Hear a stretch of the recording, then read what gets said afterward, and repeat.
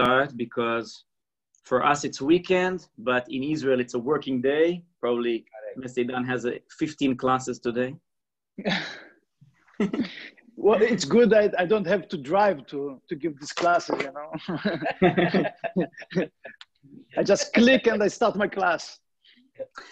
So I'm going to ask you guys, you can mute your microphones, and if you want to say something, feel free to open the microphone and ask questions. You can also write in the chat if you have some question that you want us to go in this direction, and we will be happy. So, Coffee with the Boss, Idan, thank you for joining us this morning. I have to say that probably the best thing that came out of all this coronavirus period is this possibility to hear your talking and to meet more often than usually. And actually, I got a little bit jealous. I saw so many people doing lives with you and interviews. I got a little bit jealous. I said, no. I also want to do one, okay? So here, today we have mostly teachers and advanced students, and that's gonna be the direction of the talk. Idan, we know each other for many, many years, 25 years probably. And I'm very, very proud and very happy this relationship we've managed to maintain over 25 years. It's not easy, this delicate balance of a teacher-student, master-disciple, big brother, small brother, colleagues, pioneers, teachers, but somehow we managed for 25 years. And today I understand that this is rare in martial arts world to be with the same teacher for so many years. So if I don't say it often enough, I want to thank you here. And I think I say it in the name of everybody that will be listening to this talk. And actually a big process of my day to day, when I go to teach something or do something, I think, what is Idan gonna do in this situation? What would Idan say in this situation? That's a lot of my day to day. I have this imaginary conversation in my head. And I think I know you pretty well. And I think I know usually what you will do or what you will say. But for today, I try to think of some questions that I don't know how you would answer. So I try to think of something a little bit more interesting for me. And so let's just jump in. And of course, you feel free to take it wherever you want.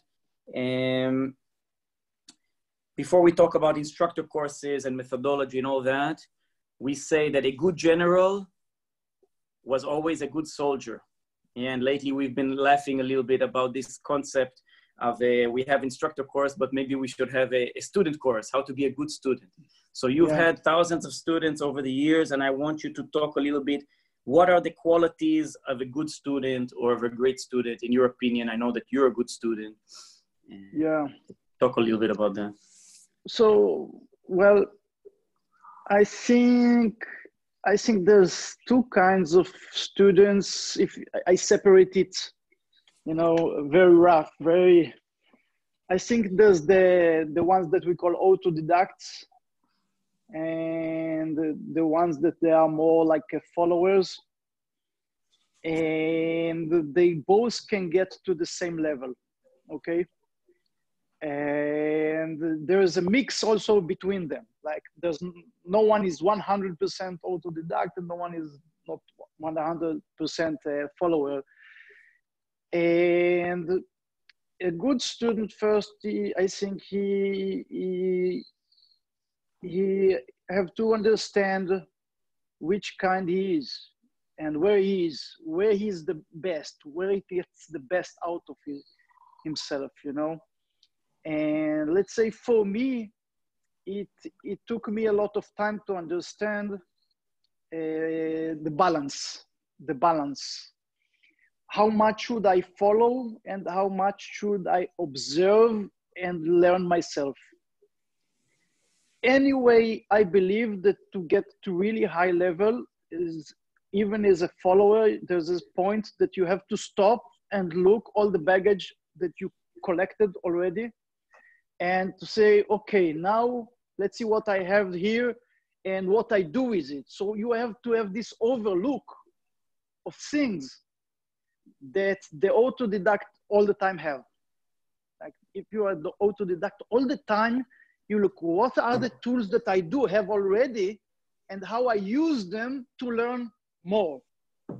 And sometimes the follower is like just like collecting things, but doesn't have the ability to put them all together to be able to learn more. And this is I think a critical phase that makes the difference between the highest levels of students, those who get to the highest level, and those who are staying in intermediate students, you know. So you all the time, you're there, we all there in the same classes, okay? We all took the same classes. So there's people that have a mochila, a suitcase full of things, but they don't look inside what they have there and how they connect these things and what they can do with these things to get to the next level. And there's some people that have a small suitcase, a trolley, but everything that there inside is useful for many things, and they use it and they go and they run forward. So guys, for you to get tomorrow to be a better student, it is the hard thing. It is the hard thing, I think.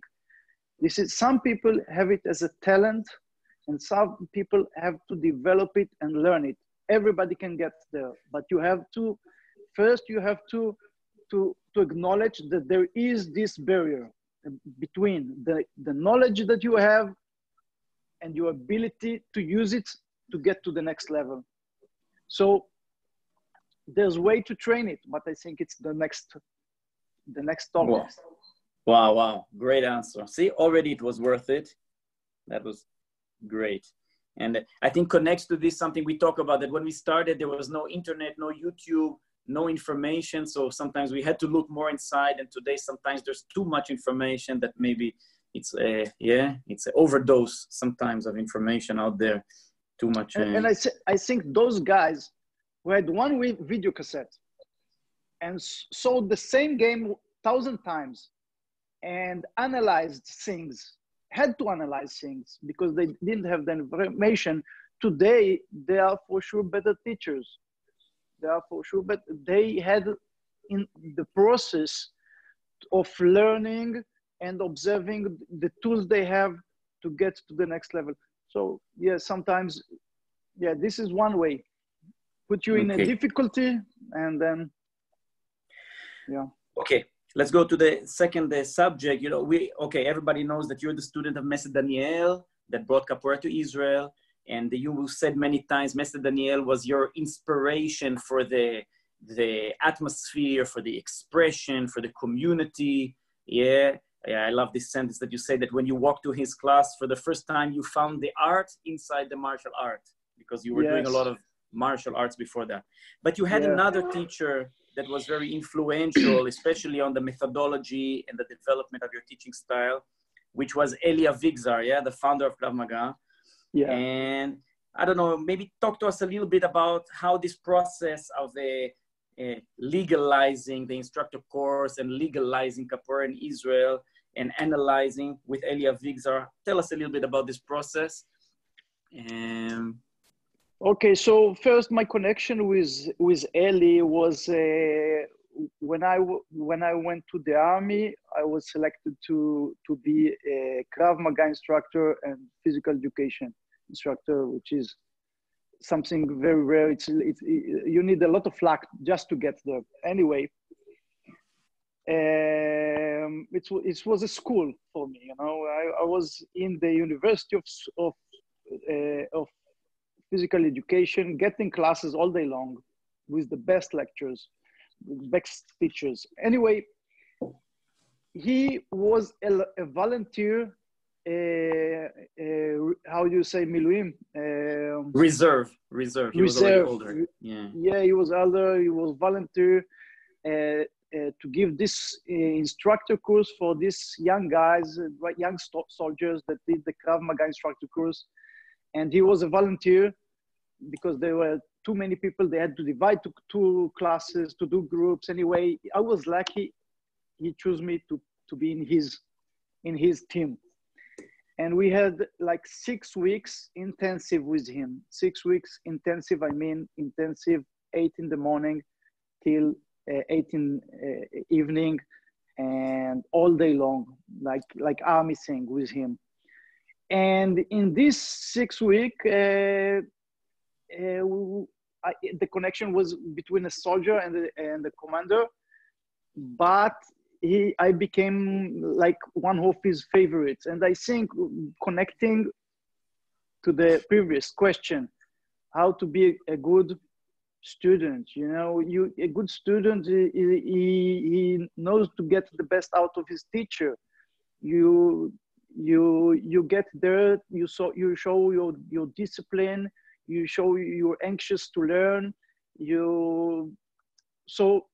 So I became one of his favorites, demonstrating everything with him, getting hit all the time, and taking the laughs, you know, like Mesut Asuna puts you in the middle, and everybody is pity of you, you know, like no mercy there. And he was the same guy, so many jokes and so funny, but frightening at the same time, like super professional, frightening monster of martial arts. As you're talking, Idan, I keep talking. I'm gonna put a photo of him because recently I did a presentation and I found a photo of him. So yeah. Yeah. So just a bit about this guy. He was born in Morocco, in a mixed neighborhood of Jewish and Muslims, and he grew up tough.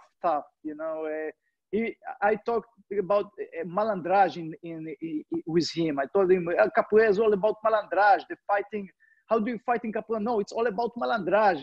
He said, malandrage. What is malandrage? Trickness. Trickness.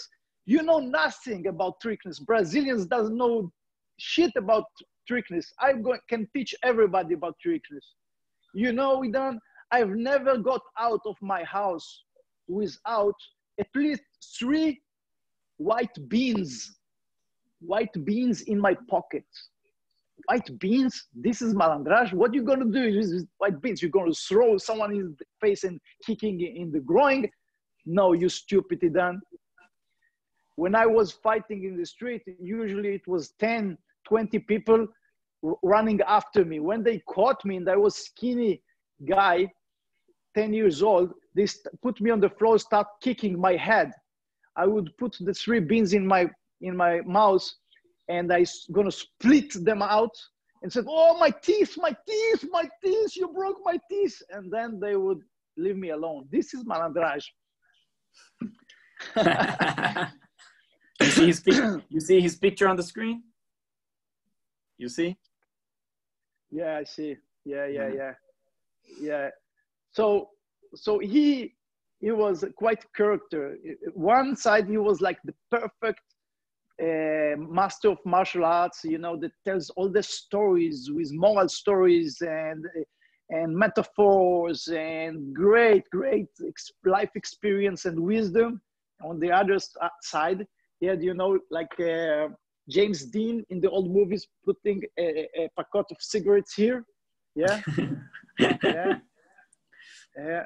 And fights, get into fights when his body was full of stabs, you know, because he was like a doorman in the worst places in Tel Aviv, you know, and got into many fights.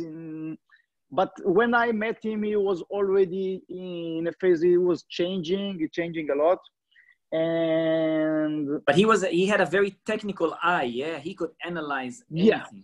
Yeah. And I think that's because he had so much knowledge in martial arts. He was a super talented boxer, really high level. Never competed really in boxing. At that time, it wasn't such a thing in Israel. But later on, he became a coach for some of good boxers here in Israel. He was a black belt in Aikido because he learned it in France. And then he was black belt in Judo. And he was the favorite student of the founder of Krav Maga, Imi Lichtenfeld. So they were developing the system and analyzing all day long movements, analyzing, observing what is useful, how to do it, make it useful. So he was a genius in movement, martial arts, analyzing things. So I was showing capoeira movement for him and said, no, that you should teach it like this. Sometimes he was saying things that wasn't really connected, like well, you're right, but it won't be capoeira anymore, you know. But we were, you couldn't say anything to him, you know, these guys that you cannot say. Later on, we were choosing what to take, what not. But anyway, the way of thinking was the thing, how we analyze the thing, analyze everything, and stop and think, how are you going to teach it? And whoa-pa. And I remember how many times he would interrupt the test. Why do you do like this? Why do you do like this? Why do you? And yeah, it was very intense. Make you suffer. It would make you suffer. Yeah. You know, you do something. You just started the class. You choose something, and then you say, okay, the class is over. Just tell me why you choose this. And now, okay, you want to see the process. Why? What you're doing? You have to understand why you're doing it. Okay. What your system is, what you're aiming to. It was very interesting. This connects me to the next question. You know, we started the instructor courses in 1999. In the first few years, you remember a big part of the course was analyzing all the techniques of capoeira. Armada, Quechua. Then we stopped doing it for some reason. We moved away from it. But actually, in the last few years, we feel that there's a need for it again, like for this knowledge of the analyzing the basic movements. Talk to me a little bit about analyzing movement in capoeira. How do you do it? How much important is it for a teacher to know how to do it? Okay. First, I just want to comment a little bit about it, why we stopped a little bit. First, we got into quite a good level. But the other thing is, we started emphasizing more and more kids class. And there, the analyzing of the movement is not as important. Like most, you have to simplify the movements, but not as important analyzing the technique. Anyway, it is a super important tool for a teacher to be able to analyze movements. It doesn't matter what kind of age you're going to teach. The ability, you need it for yourself to be able to grow first, okay? So what was the question, Cueca? How do you analyze movement in capoeira? How do you choose which technique to teach before, after, or which variation of technique, or maybe give a recommendation for the younger teachers how to start this path? I don't know. Yeah, so you know, I think I will give the answer general, and then you're gonna have to make it. Every day when I wake up, or you know what, also when I go to sleep, and when I dream, I think, where is the center of my capoeira? Where it all starts? How I create my capoeira? What is the basic? Is it my posture? Is it my shoulder? Is it my hip? Is it my face? Is my hands? Where is the beginning of my capoeira? And from there it grows. What is the first circle? Where is the first circle of my capoeira? Where is the first circle? This is the first movement. Which are the 5 first movements? The 5 animals. The 5. Where it goes from here. What is okay, so now what are the 3 main movements on the floor, 3 main movements on your feet, 3 main Jenga movements. You analyze, you start growing where it comes from, and each one of these 3, it connects to another 3 movements, you know? So all the time I think where it starts, when you understand where it starts, what is the essence, what is the main component, then it's easier for you to go from there. And that's about, you know, the essence about teaching is to know what you're going to teach, where it starts from, You know, in all the time you're going to discover new things. As much as you teach it more and more and more, you're going to discover more and more that the center is much deeper than you thought. You thought it's here. No, it's here. It's here. It's narrow. It's here. It's here. Where it starts from. And capoeira is not easy on the teachers because of so much material, so much. Yeah, it's not an easy art to teach. Yeah, it's not easy to figure this out. Yeah. And then the trickiest thing is after you got where that point is and how to use it right, because some people gonna go and start teaching what they know, but it doesn't mean that this is what the student needs. So the fact that you know where the movement starts, it doesn't mean that the students have to do it all day long. You know, you have to go from there and open it for him, open things for him that he will discover. You know, he's not becoming a teacher tomorrow, he's a student. So you have to make the process from this point here, boom, to open it for him. Okay. So this connects to a question actually that was sent by Joker, by Professor Joker. And can you maybe speak about the evolution of a teacher from his 20s to 30s to 40s? Because you started teaching even before capoeira when you were 16, 17 karate. Then you were teaching capoeira in your 20s, in your 30s, now in your 40s, almost preparing to teach in your 50s. And it changes all the time. Eh? So prepare us for the marathon. Yeah. What advice? Yeah, I think there's videos of me teaching my younger sister when I was 7 years old already. You know, it's separating two things: your process as a capoeirista and your process as a teacher. Yeah. I think what I'm going to say is much more what happened with me. It doesn't necessarily what's going to happen with you, and it doesn't mean that that's what's supposed to happen with you.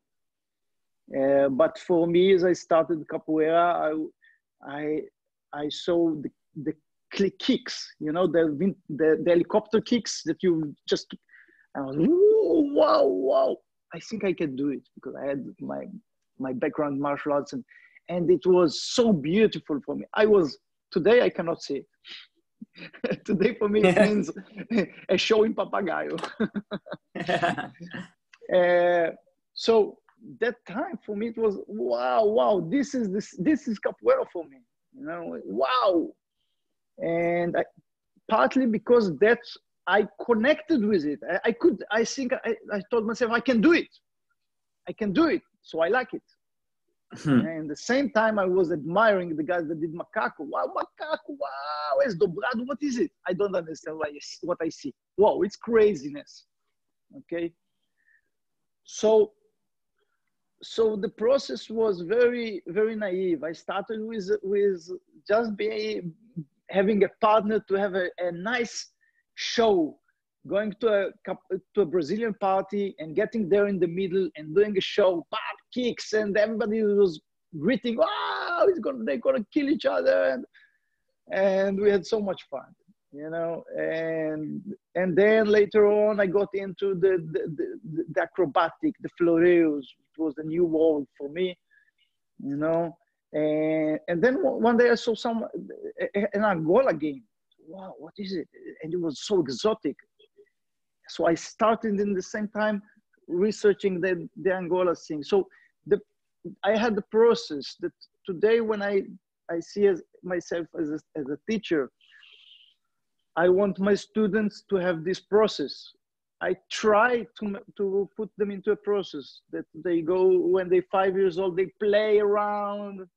And when they're 9 years old, they discover their abilities, the mobility, the strengths, the flexibility, their acrobatics. When they're 14 years old, they start to understand the movements, all the movements, the floreos.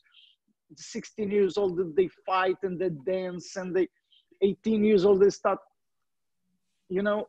So I try to put them in a right process that where they're 30 years old, they're going to play really nice Angola. When they're 40 years old, they don't have to play regional anymore. Okay, because I see the process for me. Okay, when today I can play a really nice capoeira regional.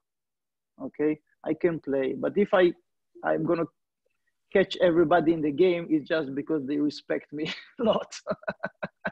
You know, not because I'm so good. They respect me a lot. If you train your student well, when he's 20 years old, you cannot touch him. You cannot touch him. If you do touch him in the game, it means, oh, you were a bad teacher, or he let you catch him. You know what I mean? So yeah, I have more experience, but this explosive game, fast kicks and everything.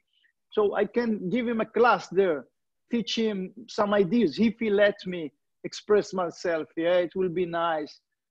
But in this explosive game, fast game, my body cannot reduce the same energy that a 20 years old can. So I see the process as a student, as a teacher. As a teacher, I try to give the students the right process for them. You know, in the beginning, I was teaching what was good for me. So what were my students? About my age, a bit younger, a bit older. It was fit really well. But today, I think differently. I want to be able to teach everybody, much older than me and much younger than me. So I had this process also as a teacher. Capoeira was one thing for me, what I was doing. Today, no. Capoeira is different phases. As a teacher, you teach different phases. Okay? So you have to think about your process as a capoeirista and about your student. Another thing about it is my inspiration from Mestre Suassuna.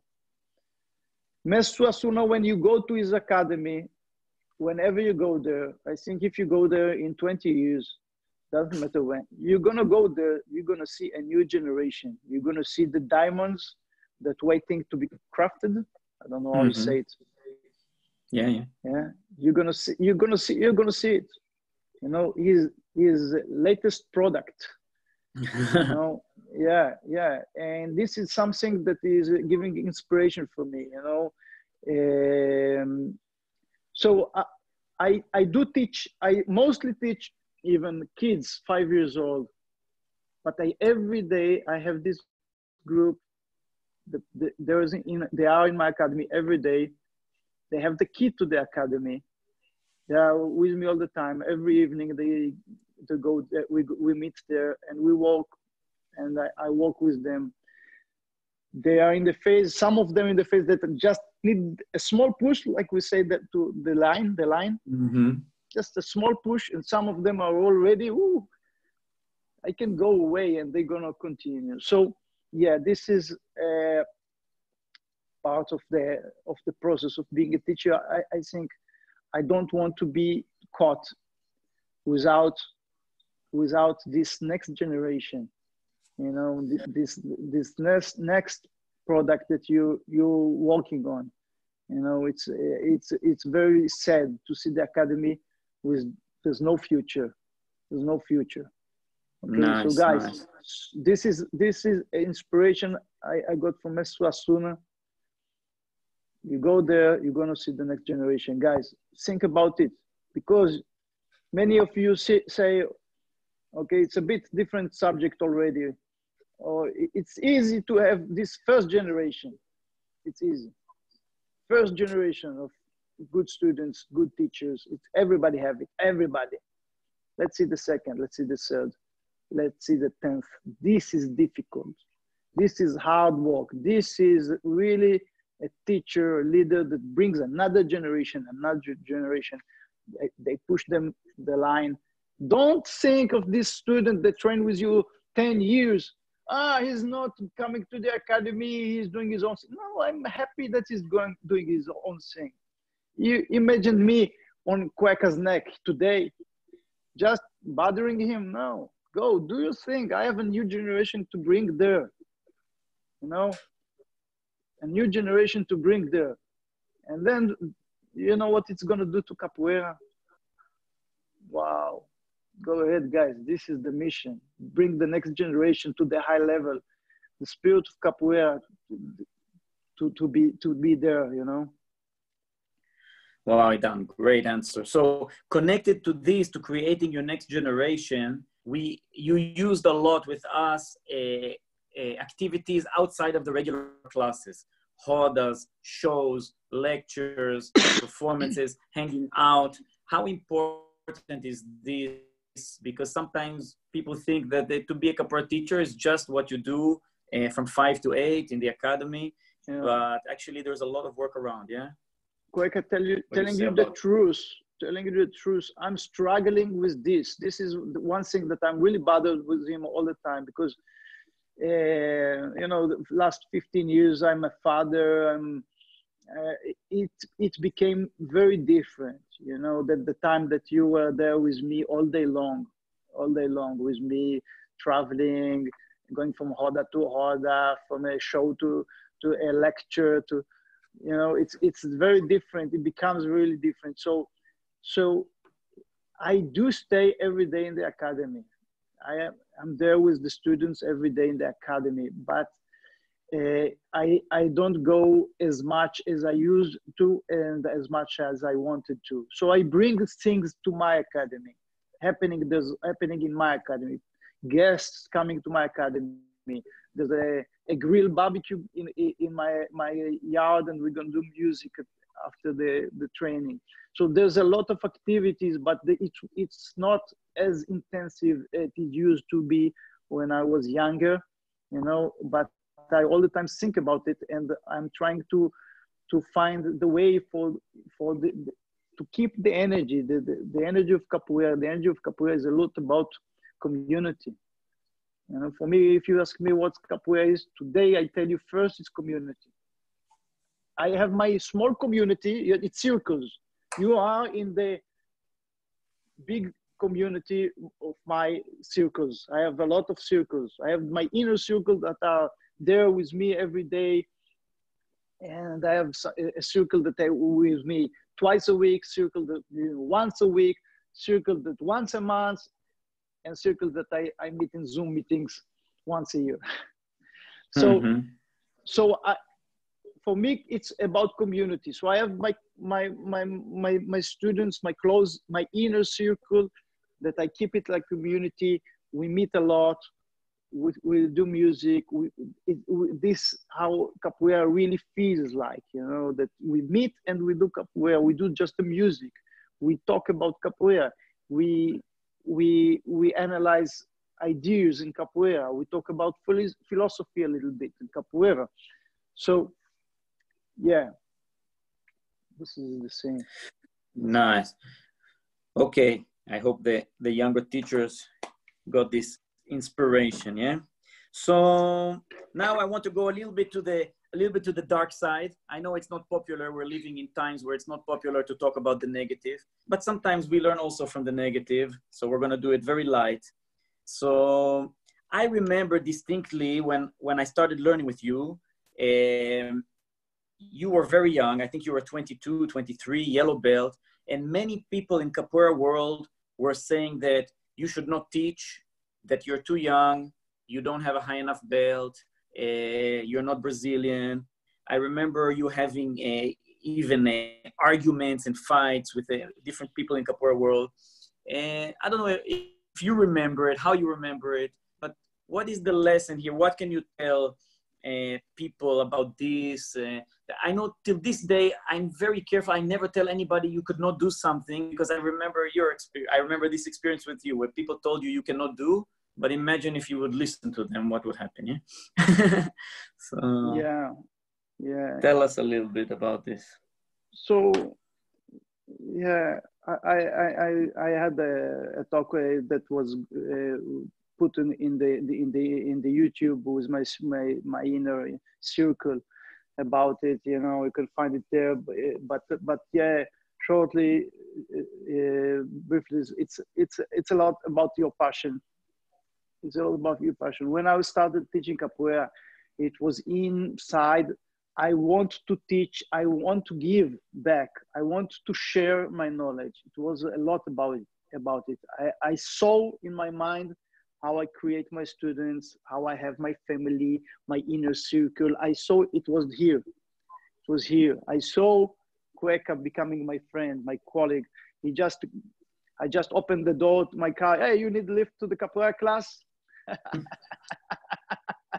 yeah, yeah. This was his second class, I think.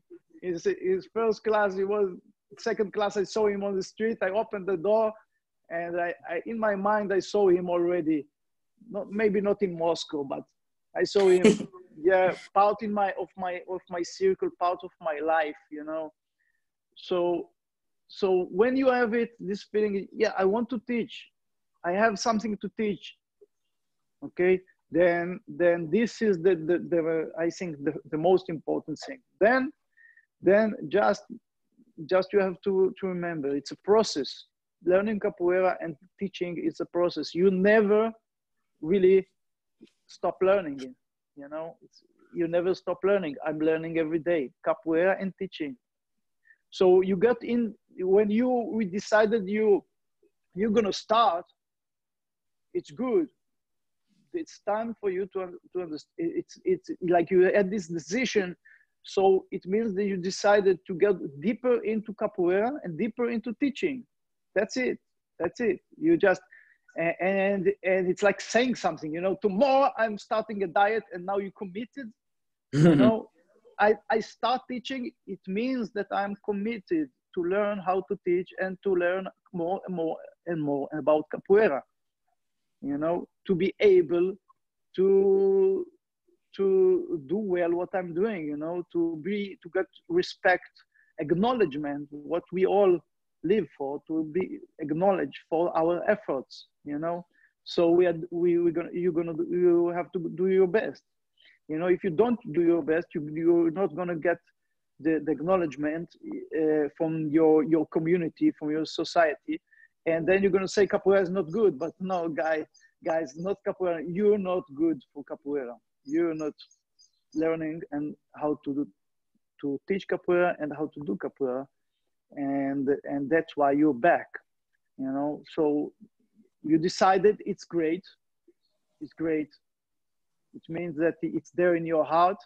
Now, yeah, it's good. Now you're in the process.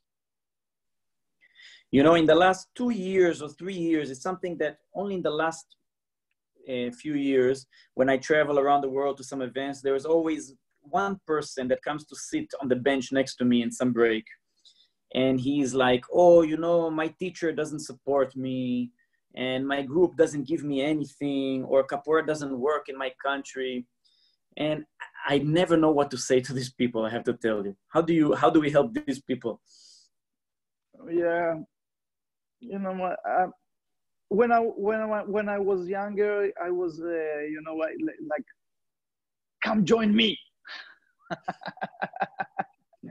You know, I'm gonna help you. No, but you know what? It's probably he's gonna switch 12 to 2 times 6. How do you say it in Portuguese?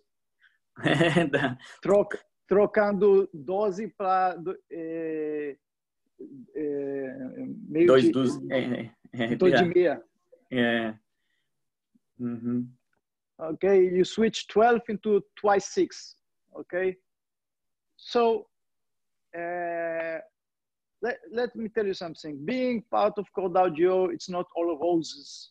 It's not all roses. Yeah, like every group, doesn't even matter if it's small or big. When it's big, it's bigger problems. When it's small, it's smaller problems. But everywhere you go, there's gonna be difficulties. Everywhere you go, there's gonna be difficulties. I don't want people to choose to be in my group because they think it's good. It's gonna be good there. I don't want. I want people to be in my group because they're gonna make it good. Because that's how I am in my group. I'm gonna make it good. I'm gonna be the example. Because bad things and difficulties going to be everywhere always.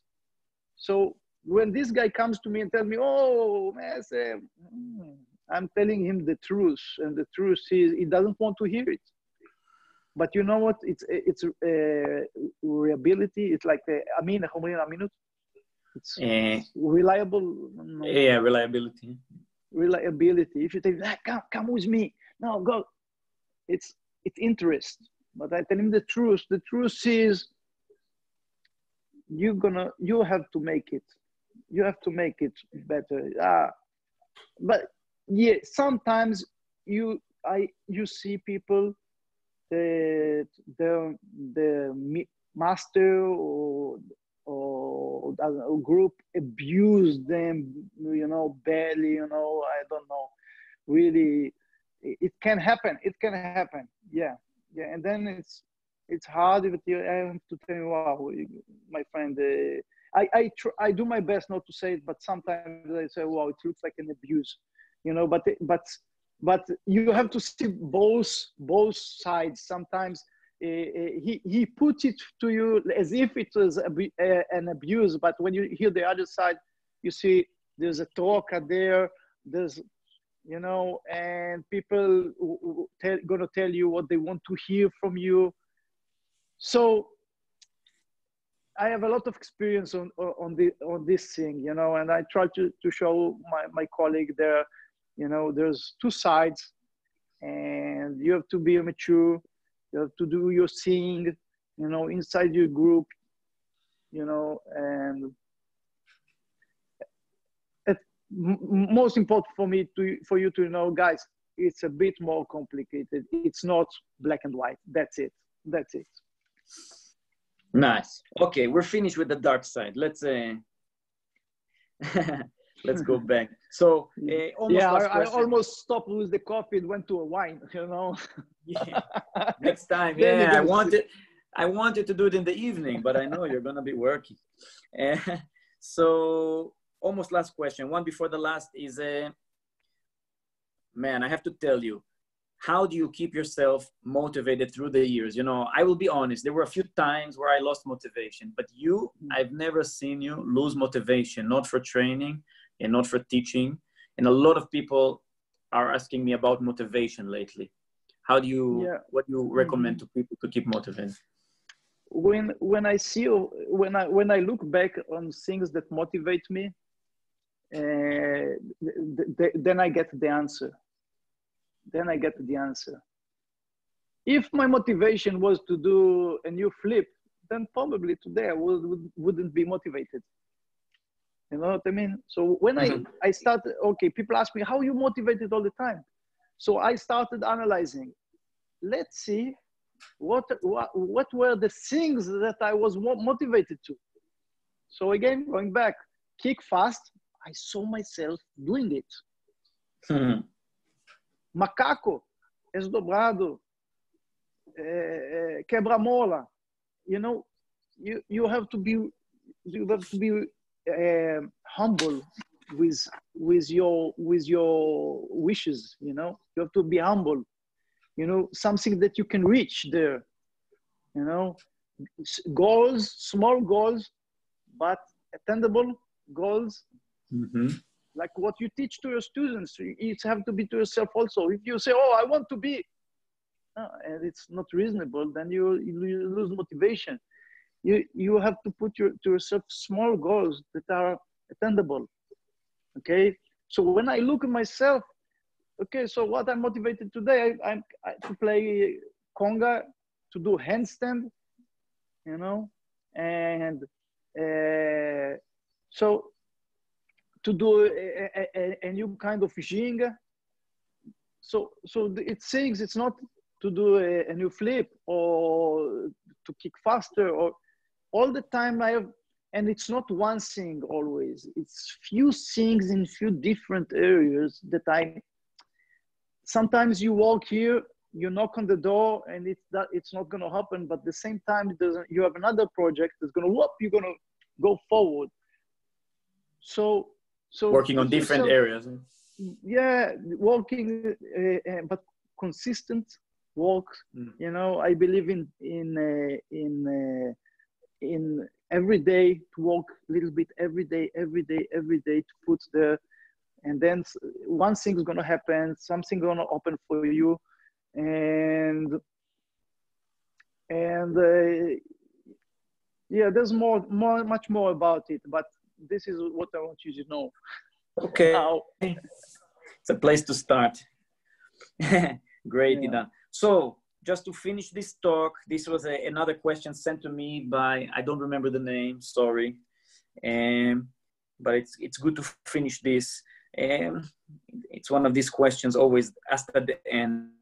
Like, what would make you happy to see happening in Capoeira in the next 10 years? Either personally or for us as a group or Capoeira in general?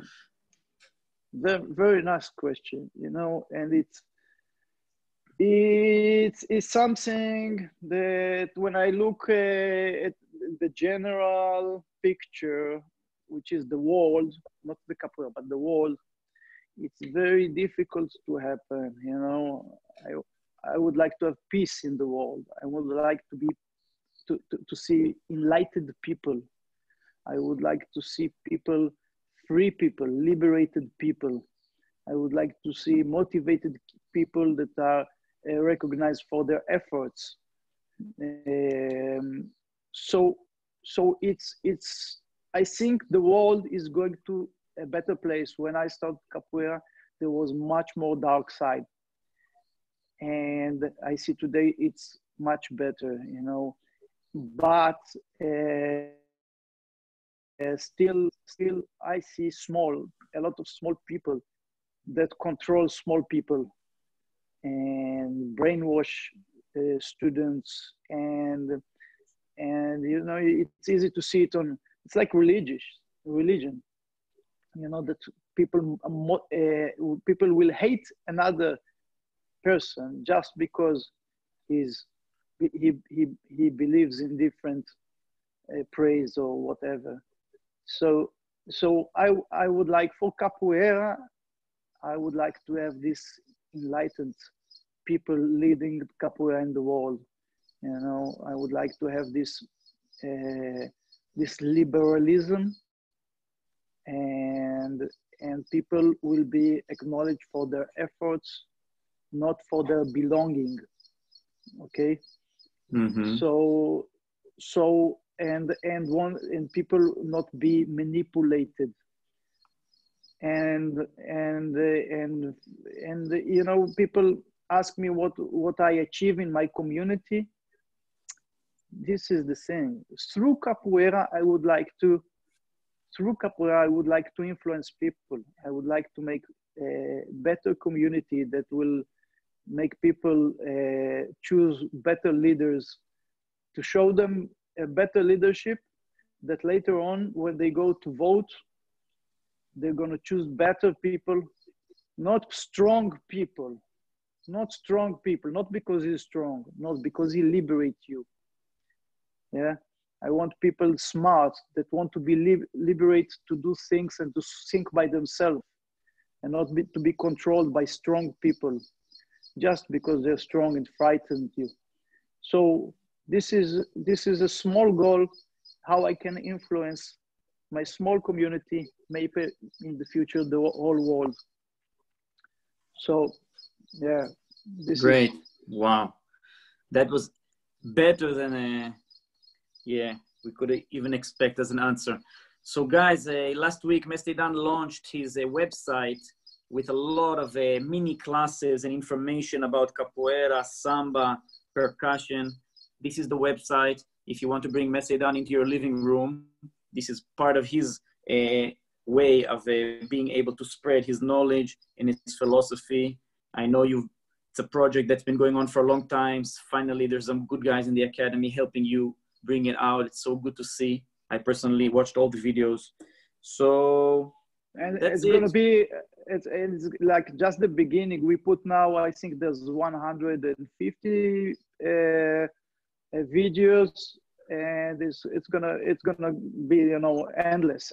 Today I'm gonna do a lot of tutorials about Barra Vento, And this week we already did like 10 videos of samba, from super beginning to super advanced samba on congas. So there's going to be a lot of information, and different teachers also going to participate there. Nice project. Great. Thank you. Guys, check it out. And Idan, once again, thank you very much for this talk. I wish we see each other soon and play in the Hoda, all of us. And that's it, guys. I hope you enjoyed. Feel free to open your microphones. And I love you. I love you. Thank you, Mr. Dan. Thank you. Love you. Thank you, guys. Thank you, Mestre. Thank you. Thank you, Mestre. Thank you, Mestre. Thank you, Mr. Dan. Thank you, Mr. Thank you so Cueca. much. Thank you. Thank you, Mestre. Thank